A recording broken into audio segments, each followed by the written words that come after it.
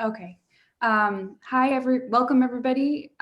If you haven't been with one of our webinars before, I just kind of wanted to give an overview of what we're about. We're the global initiative for DEI in curling, and we're really trying to bring together experts in the space so that we can hold the curling world accountable to a more DEI conscious future. We send out a newsletter once a month. We typically hold 2 to 3 webinars. So if you're interested in attending more of our sessions, please sign up for our newsletter. We're also now on social media. You can find us on Facebook, Instagram, Twitter. Please connect with us and please share our content and spread the word about us if you can. And finally, if you're interested in kind of engaging with us a little bit more, please email us. Our email is pretty easy to remember. It's globalcurlingdei@gmail.com. So that's a bit about us. We're really excited to have Deborah Martin and Dean Gemmel from the USA Curling Icebreakers program here today to present. Just as a little bit of housekeeping, we are going to hold questions until the end. But if you do have questions throughout the presentation, please submit them in the Q&A field, or when we open it up for questions at the end, you can raise your hand and I'll allow you to enter the panel and you can speak. You can show your video as well. So we'll get to that when we get there. I don't know if you have anything you want to add, Sarah, but... No, just we had the question that you can't see all of the participants. And that's just the way this Zoom webinar works, is that you can see the panelists, but not the participants. Right. Yes. So yeah, Deb and Dean, the floor is yours. Thank you so much for joining us. Hey, thanks for having us, Monica and Sarah, and thanks for the work you're doing as well. So typically, we've been starting this off just a little bit of an explanation of how we ended up here and started taking this on. For me, it goes back to 2010. I was a president of the Plainfield Curling Club in beautiful South Plainfield, New Jersey. And after that Olympics, we went from 140 to 280 members on 2 sheets of curling ice. So that was a big expansion. And 2 of those members were Deb Martin and her wife Charlotte joined. And I remember at the time thinking, boy, this is great. We have Black Americans who are curling. This is fantastic. And, it made me feel great, but I didn't put much thought into it, to be honest, except that I was happy that it was happening. Now almost 10 years later, we've since had one more Black American join as a curler at the Plainfield Curling Club. And in that time as well, though, Deb and Charlotte in particular have really... I never saw 2 people come into curling and get the game more than they did. They came in as new players and just figured out the culture, how clubs operate, what the sport was about. They were bond-spieling quickly, everything like that. And I think what speaks to that is Deb was elected to a board of directors of our club, I think 2 years after joining, which is probably a record for a new member. But so they were making this great contribution, and I was excited to have them. And then, events last summer sort of queued things up in my head that, that's great that you think that's a fine thing, but are you doing anything to make this, happen more often? And why doesn't it happen more often? So I reached out to Deb, and since that time, I will say, it's been an incredible learning experience for me as well. I mean, I don't have the same experience. I don't have the same life experience that Deb has had, and I don't have the same experience she had walking into a curling club. And I think it's important for those of us who don't share that experience to gain some understanding of it. And that's been helpful. And then also, one of the things that I imagine Deb and I will touch on some more here is that, one of the things she's said to me is that people like myself have to be allies, and we have to learn how to really promote the value of having more diverse populations in our clubs. And last thing on that is I don't think, our program and the USCA, we're not going to go out there and try to convince people the value of diversity. if that's probably a heavy lift for other people to do.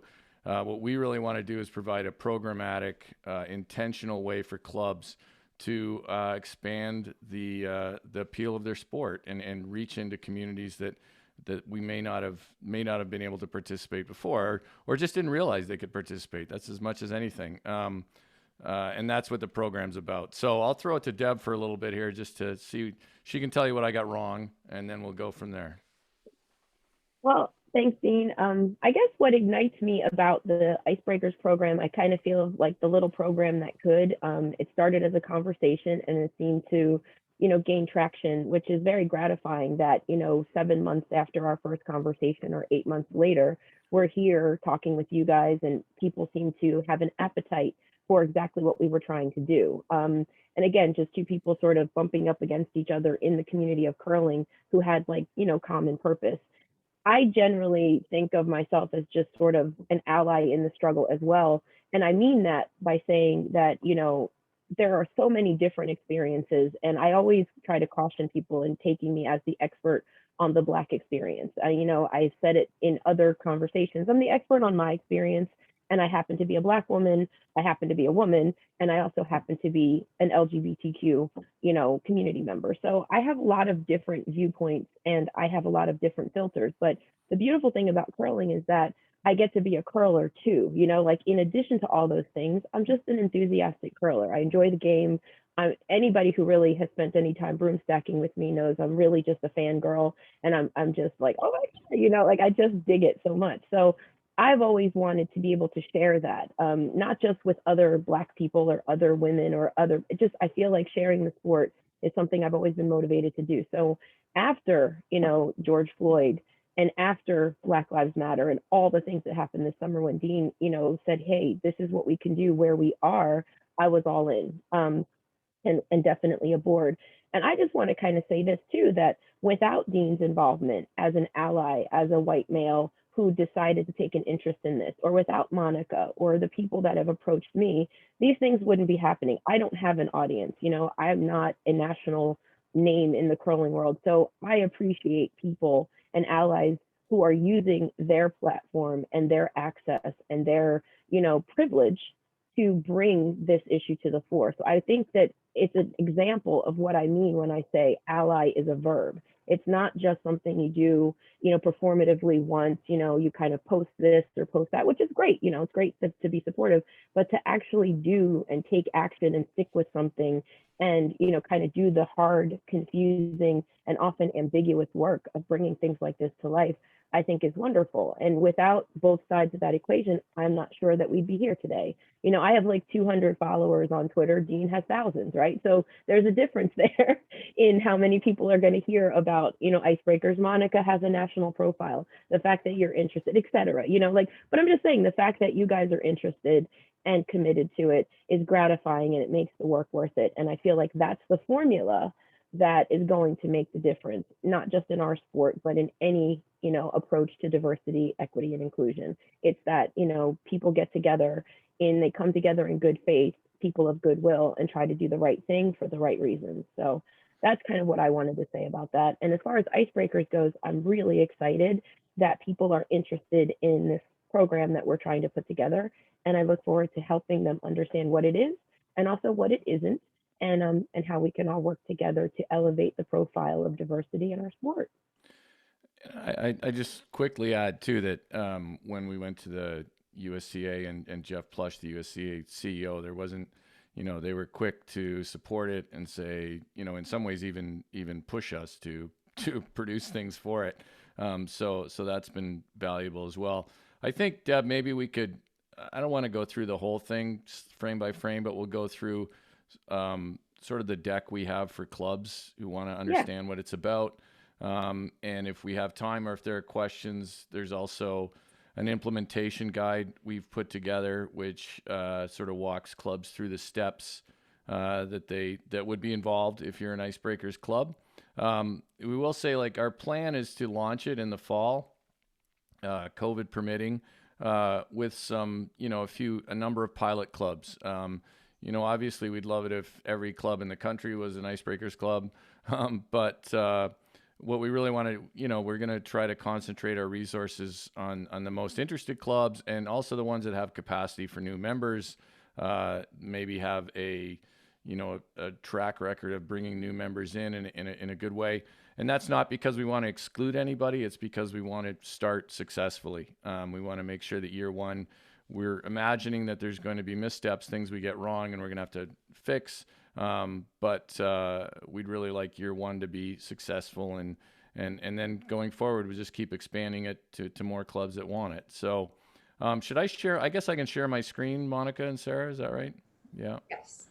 All right. So hang on for this technical wizardry I'm about to bring to everybody here. Just to add to what you just said, we'd love to have you back in a year after the pilot program launches and hear what you learned and what you changed. So keep that in mind. Put that on your calendar for a year from now.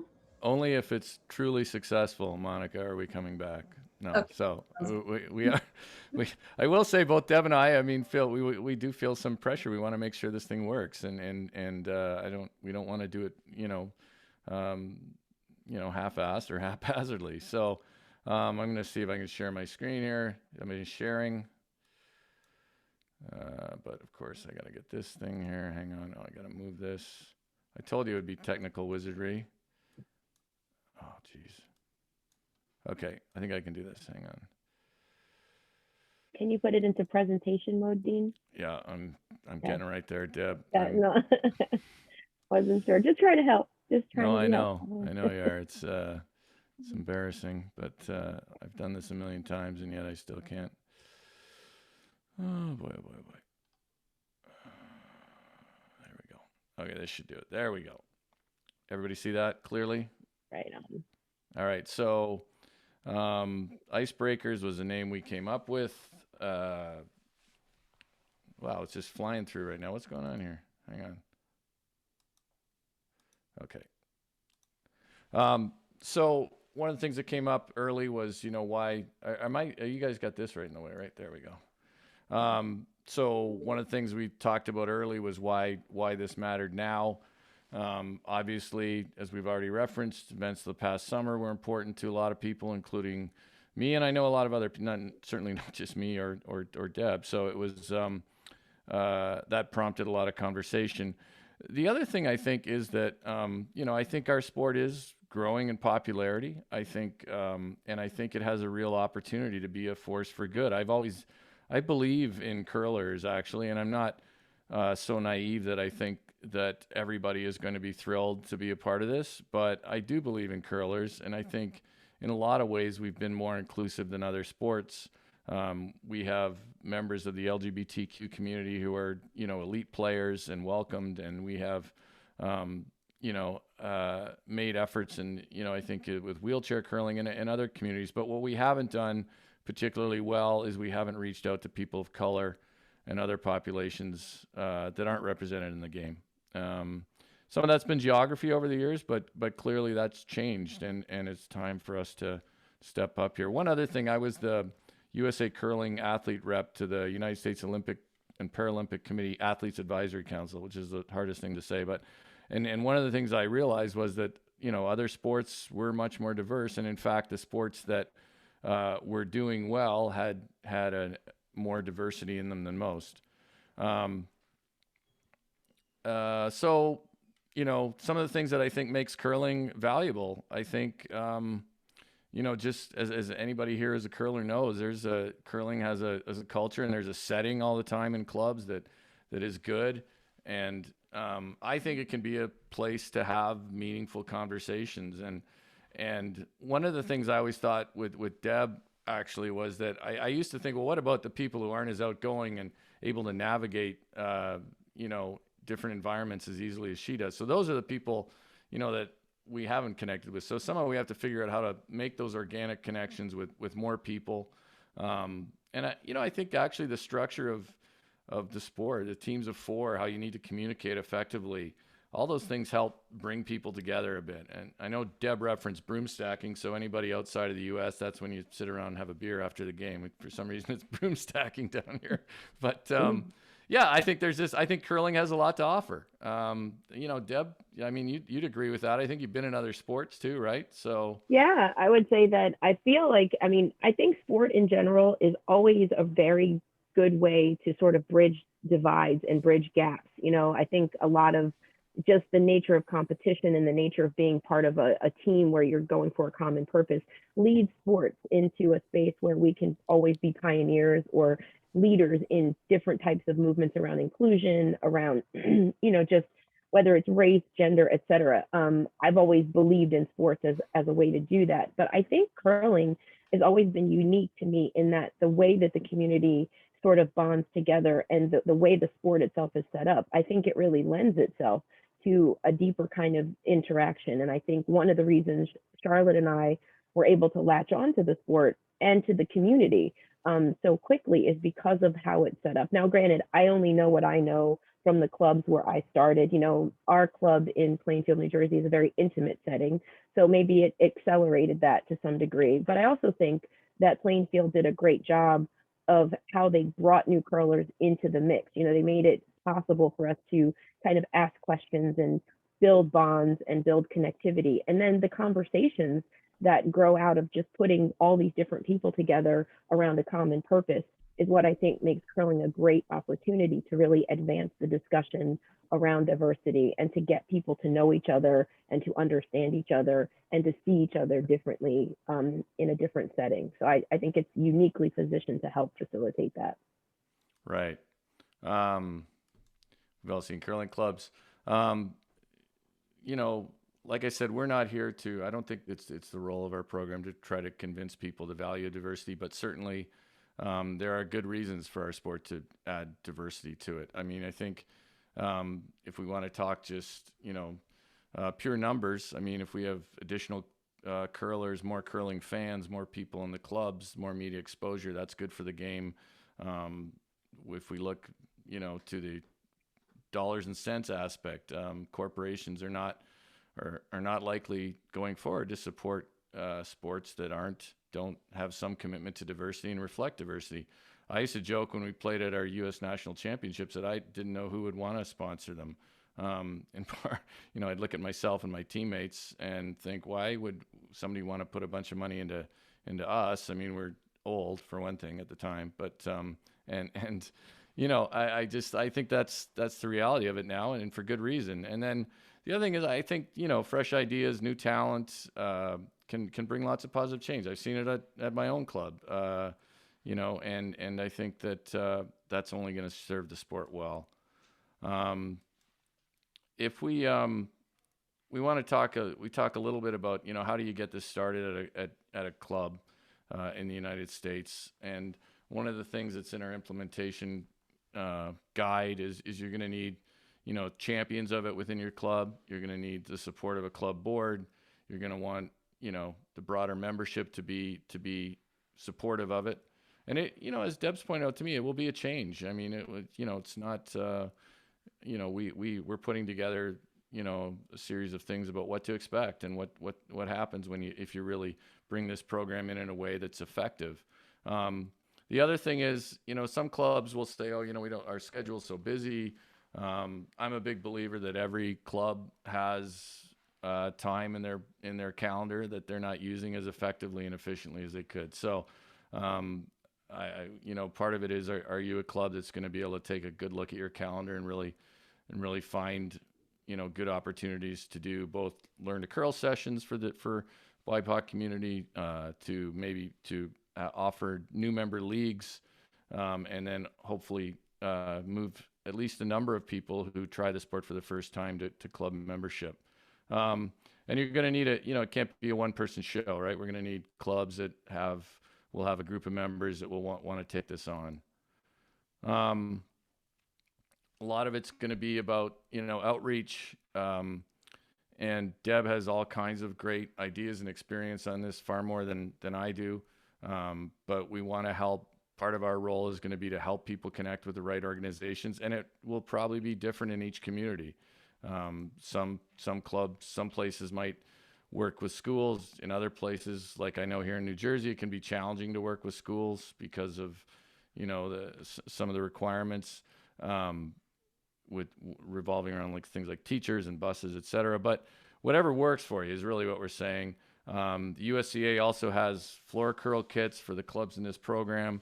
And we're going to put together, ideas on how you can go out to organizations and introduce curling to them outside of the club. And I know Rocks and Rings and Chad McMullen is willing to help us with all that. And then, we want to get people into Learn to Curl, newcomer leagues. And as much as possible, the goal is to transition people into members of the club. Did I miss anything there, Deb? Yeah, I was going to say, I'd like to interject on this point, a series of the frequently asked questions that we've been getting, about Icebreakers, that we've been trying to figure out exactly how to position ourselves and where we fit. Couple things. When it comes to Icebreakers, I don't think we are the exhaustive only solution to doing this, but I think what we're trying to say is here's a playbook for how this can look, to make it less intimidating for people to figure out, to go from step 1 to step 10. When it comes to your community, I think specifically the reason that we're looking for champions of diversity and this construct, right? The idea of, making our sport more multicultural is because you're going to have to do some, digging and some research perhaps in the place where you are. So we need champions who are willing to reach out and find out about the demography where their club is and what the opportunity is. Because I said many times that diversity really is about representation, and knowing where your community is and what type of people you can reach out to is the start. Not every club is situated in such a way that there's going to be a lot of diversity. And maybe those are clubs that aren't as well positioned for Icebreakers as others. But I think that what I'd like to communicate is that some of this is going to be taking our template and figuring out how best to apply it in your community, with your club, with your constraints, and making it as successful as it can be. And maybe through that process, we actually get a feedback loop where we learn some lessons and get some best practices from the way that Club X has implemented it versus Club Y based on where they are, the size of their club, the structure of their club. So I just want to put that out there, that this is not the only solution and it's not prescriptive. It's designed to, I guess, ignite people around the idea and give them a playbook that they can begin to follow and begin to build on.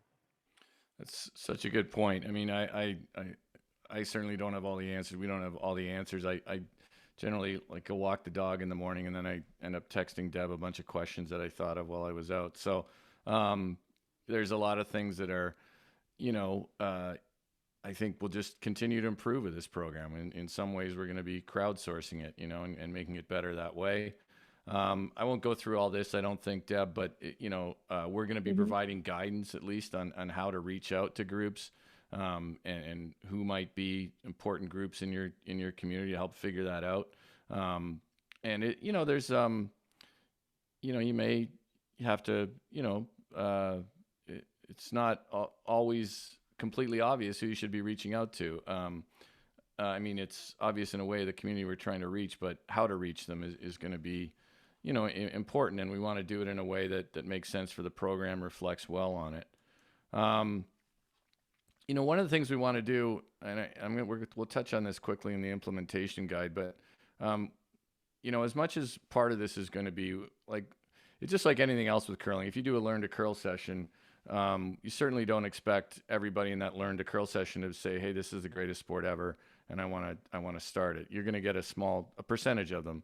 And what we want to do is when we do Learn to Curl sessions with communities that aren't in our clubs right now, that some of those people aren't just checking it off their bucket list, and that they feel comfortable enough at the Learn to Curl session to want to pursue the sport further. And I think that's the biggest point. How do we make these people feel comfortable enough that, hey, I feel welcomed here, and I want to be a part of this, or at least try it for a 6-week newcomers league, whatever the next step is at your club.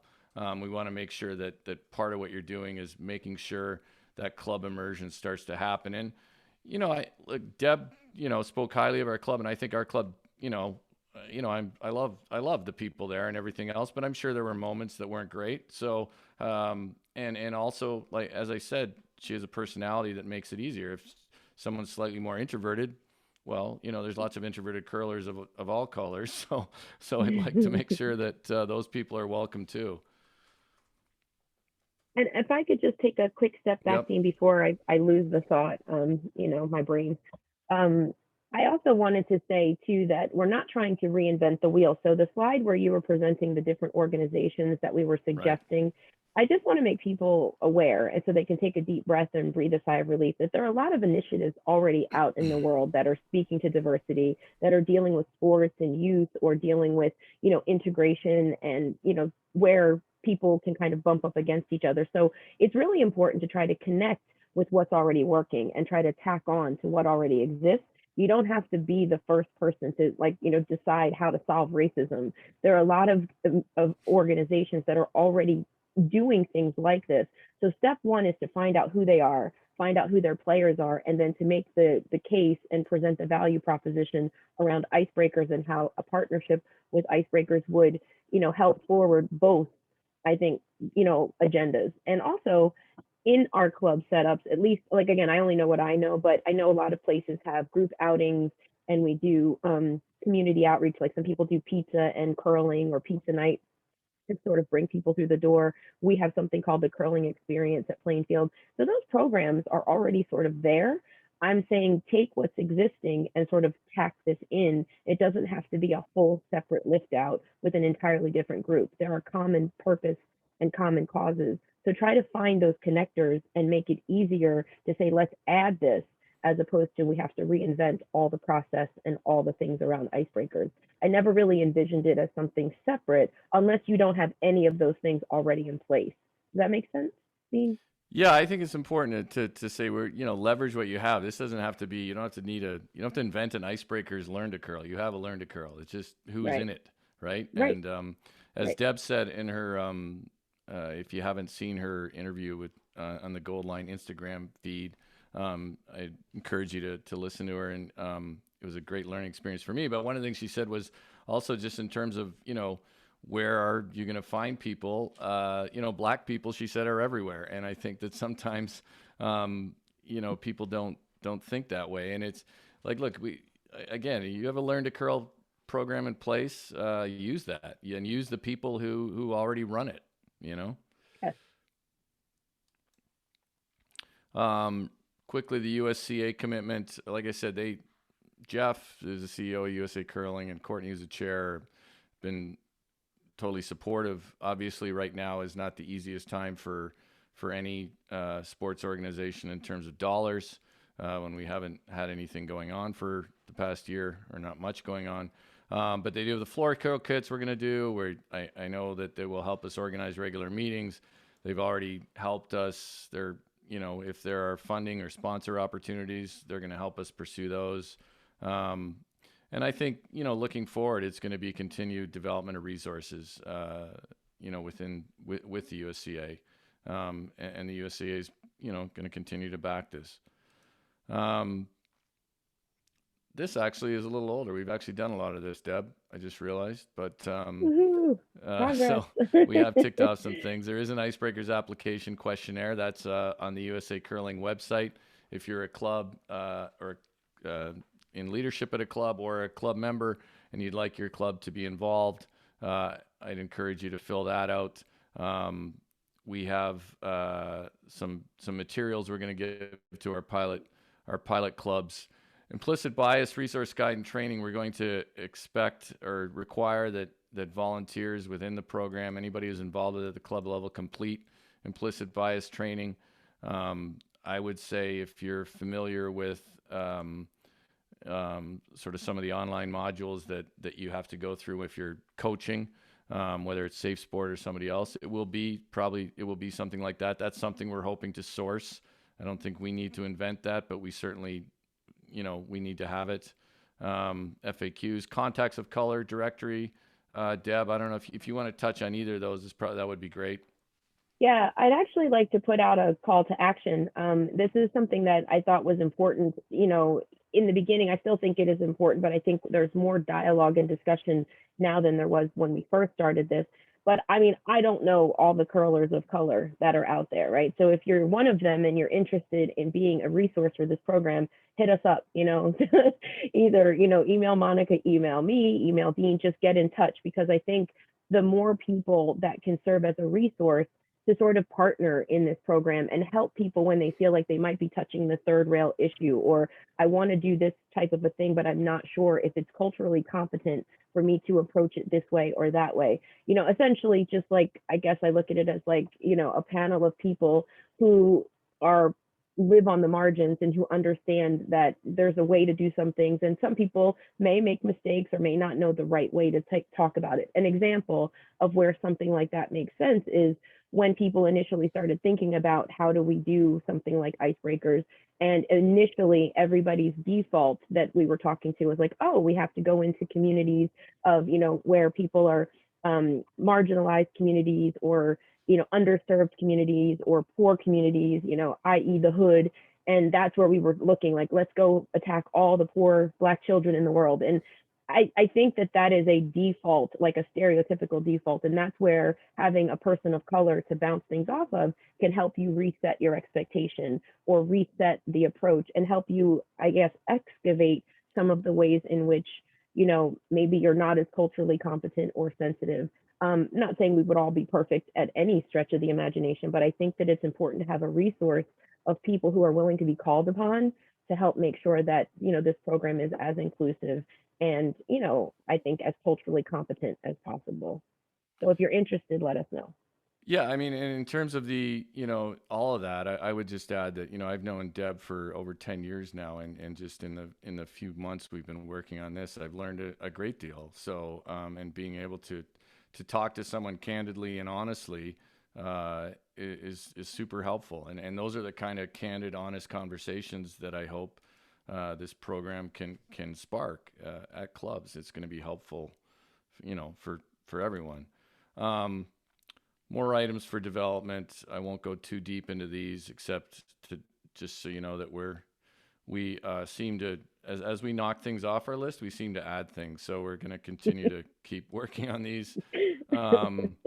One of the ways we're going to talk about this I'm going to quickly look at the implementation guide with everyone, but how we measure short-term success, our clubs having successful learn to curl sessions, and offering have people in newcomer leagues that are populations have not traditionally curled. Not every club does newcomer leagues or new curler leagues. I happen to be a big believer in them. Deb was essentially in one at our club the first year because we were so packed that the only time some new players could curl was Saturday mornings at 8.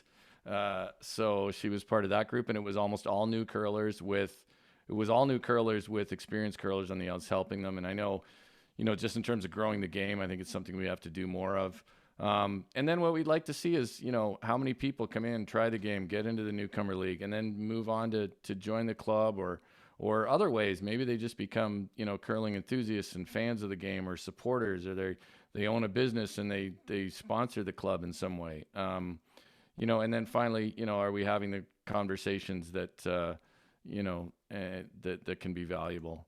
Long-term success, obviously, look, we want to have more diverse membership rosters. We want to have, clubs, and in another way, larger, more stable membership numbers. Personally, I think next year is going to be challenging for a lot of sports, and after this pandemic, and how many people are thinking, well, maybe I don't need to do X, Y, and Z, or people who have had a difficult year economically. And I think we're going to need curlers. And then long-term, we said it goes to more and more clubs every year. Ideally, we have some sponsorship of the program so that maybe there's funds for grants, that we can reward. I know, as Deb said, we're not just in this just to be, hey, let's help, poor communities, but we're not going to ignore poor communities. So if there are promising junior curlers and there's grants and things like that, that'd be great. And then, we establish curling as inclusive, even more inclusive than it is. That'll help with a more positive image for the sport, more participation, more corporate sponsorship, additional media coverage. And then as Jeff has said to me, USA Curling, he said, it's also just the right thing to do. And I think that's a big thing. I don't think it needs a whole lot of explanation beyond that. So then we get to this. I'm gonna stop screen sharing for a minute. And Deb, is there anything you want to add just as I wrapped up that piece? No, I think we touched on a lot of, like I said, the frequently asked questions and sort of the things that I wanted to emphasize, just kind of our purpose, like what we're trying to do, and also what we're not trying to do. I mean, there are limitations, in terms of that, and the kind of club and the kind of people that we're hoping will get involved and invested in this. So I don't think I have anything more right I'm now. just going to quickly open up the implementation guide. I'm not going to go through this whole thing because people might start to nod off. But there is some things that three things, and we've touched on them already. But let me go back to this crazy screen sharing thing I'm going to do again. I'm going to share my screen. And I'm going to go to here.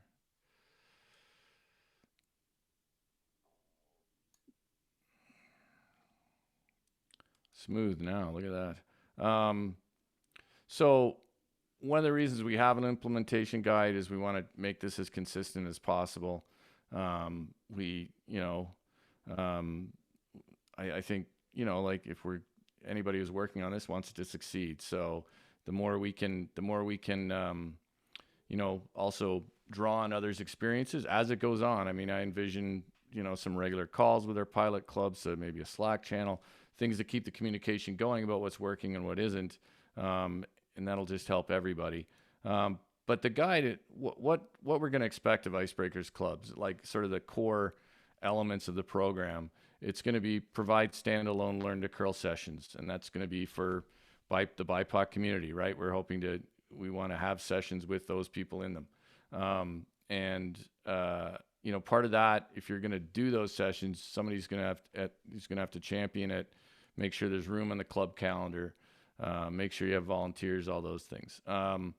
Establish and manage a newcomer learn to curl league sessions. I think, if your club does it another way, that's probably fine, but some way that you're going to introduce the people who try a learn to curl session and decide, hey, I'd like to be involved. This seems like both a good place and a good sport. How do you manage that funnel?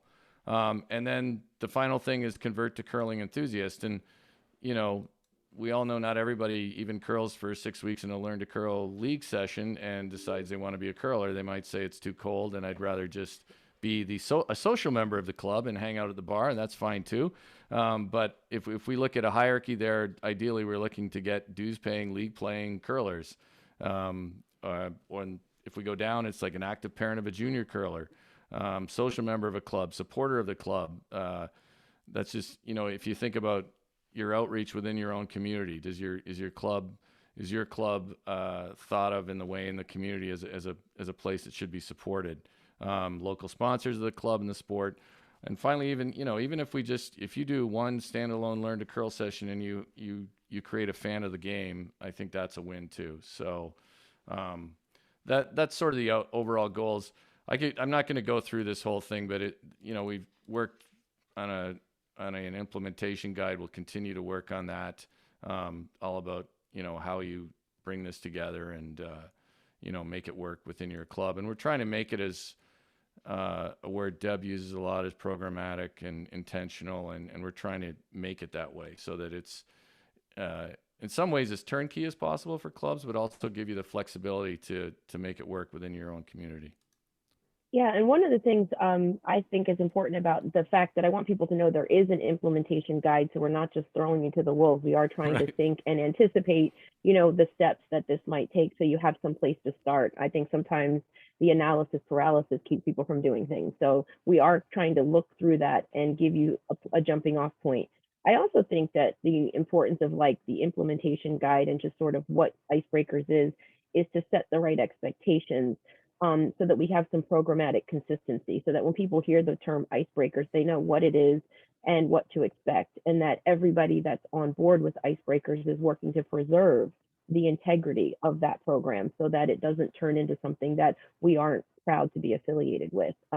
I think that's one of the reasons for trying to check those boxes and sort of set the right expectation, and also why the selection process of which clubs would be appropriate to pilot are going to be selected accordingly, because we want to make sure that we've got the right constituency supporting this fledgling program so that it doesn't morph into something that it wasn't meant to be, or also that we don't overreach. I mean, I think the temptation is always to punch outside your weight class, and I want to make sure we preserve our own little expertise around the mission and the vision that we had, and not try to become all things to all people.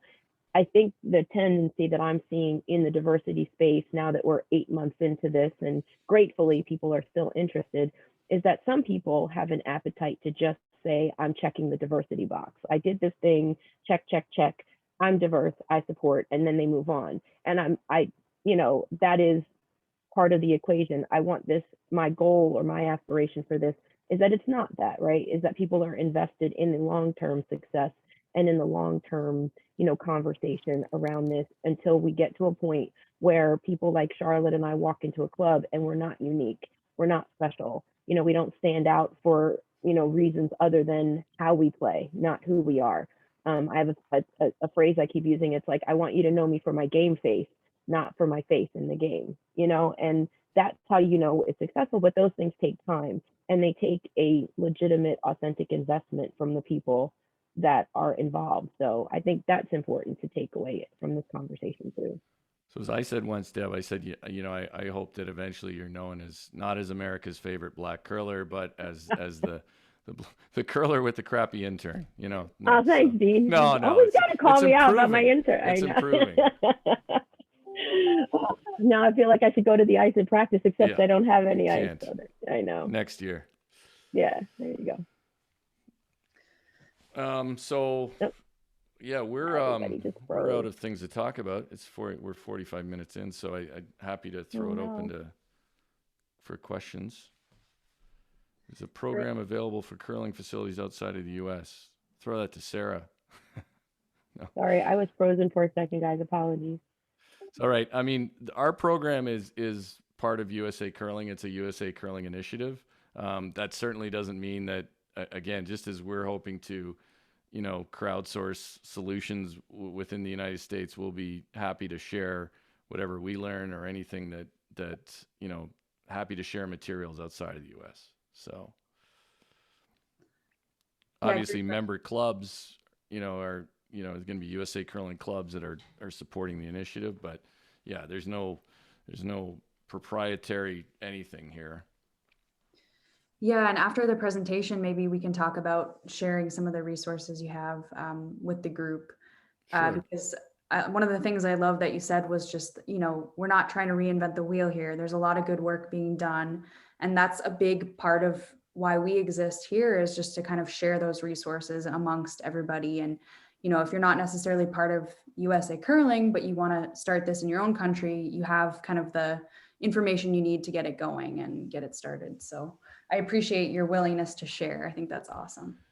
Yeah, I mean, I don't see any other way. And I think part of what Deb has touched on is mission creep too. I mean, over the summer, things felt pretty heavy at times. And then I thought, well, what can I do as an individual? And in some ways, curling's pretty small, right, in terms of the scope of some of the issues. But it's certainly what I know and what Deb knows. So, if we can make a difference here, that's going to be important.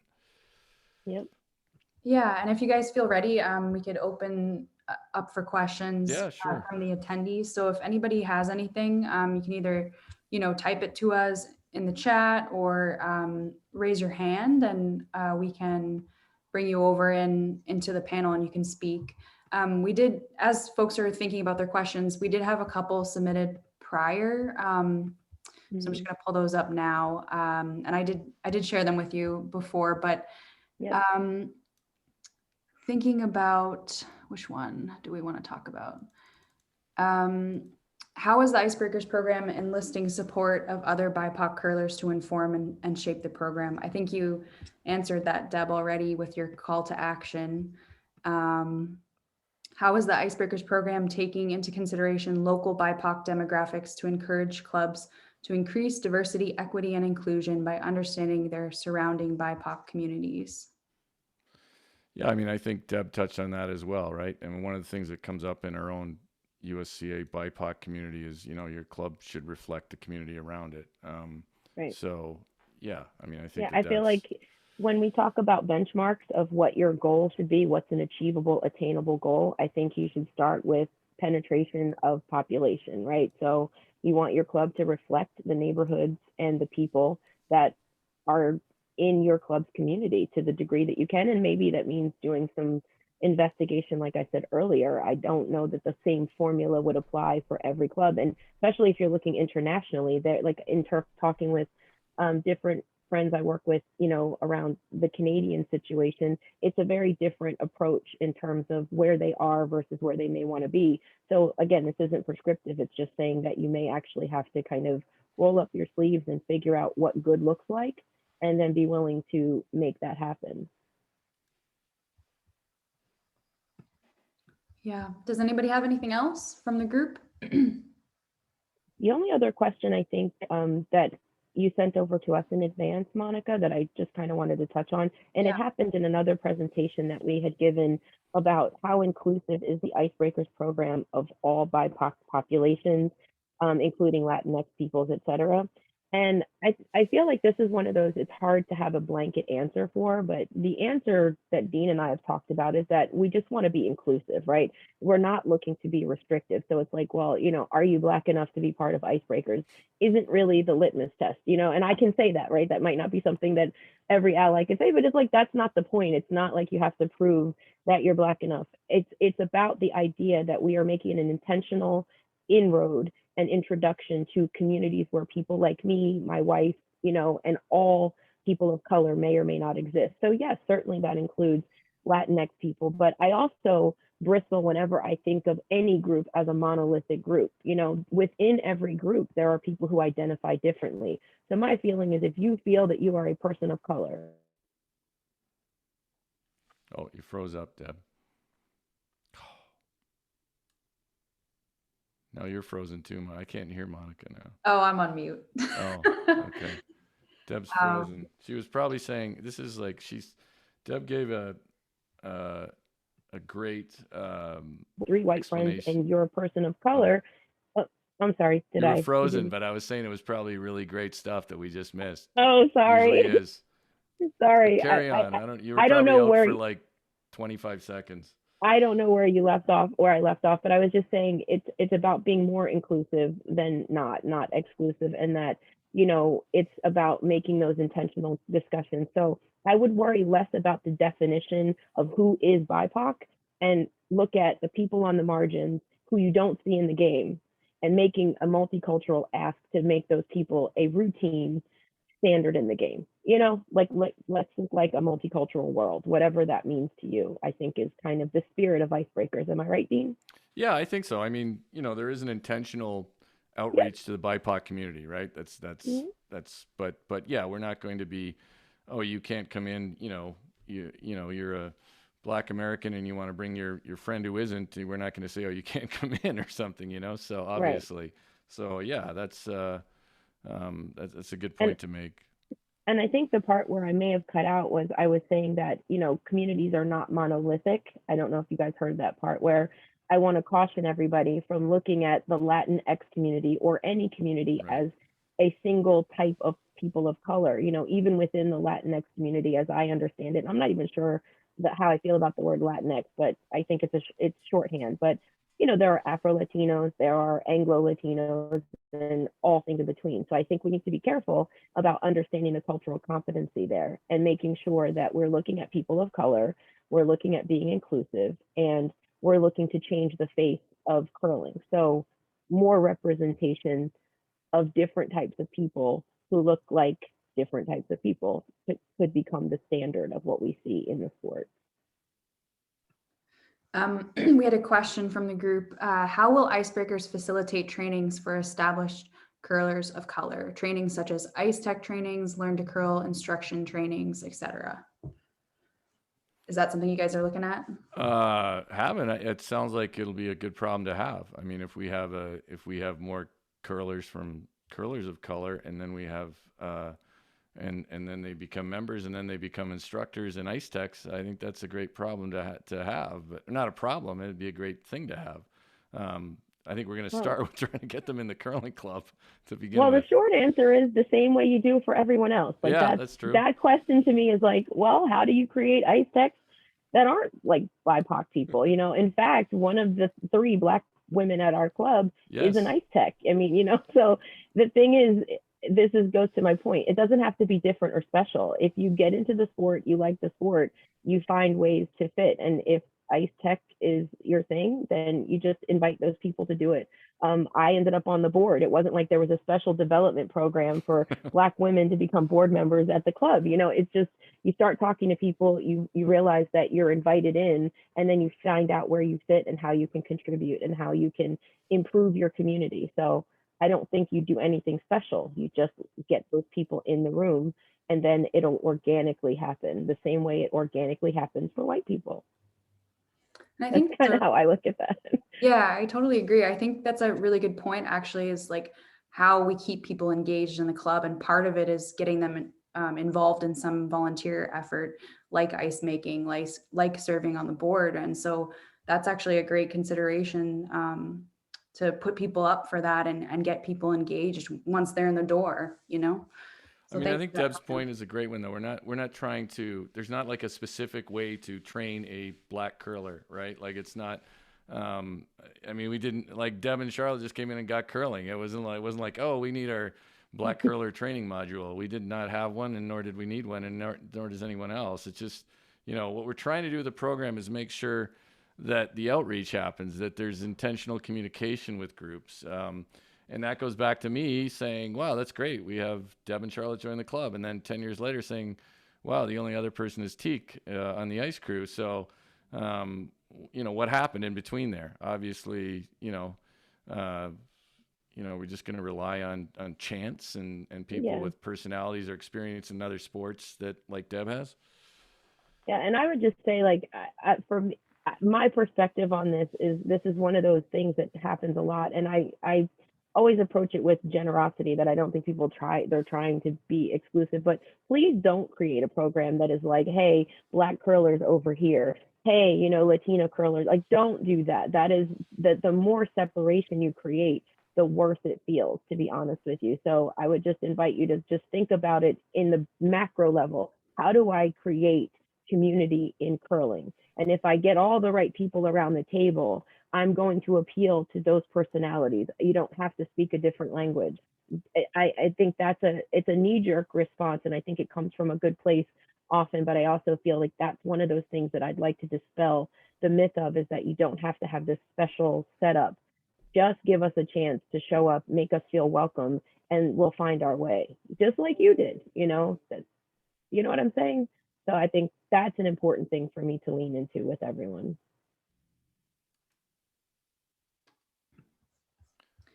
Does anyone have anything else? I don't see any other questions.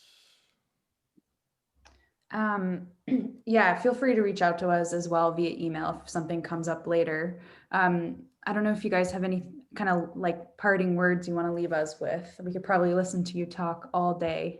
Oh, I don't know about that, but don't ask. Be careful what you wish for, Monica. Be careful what you wish for.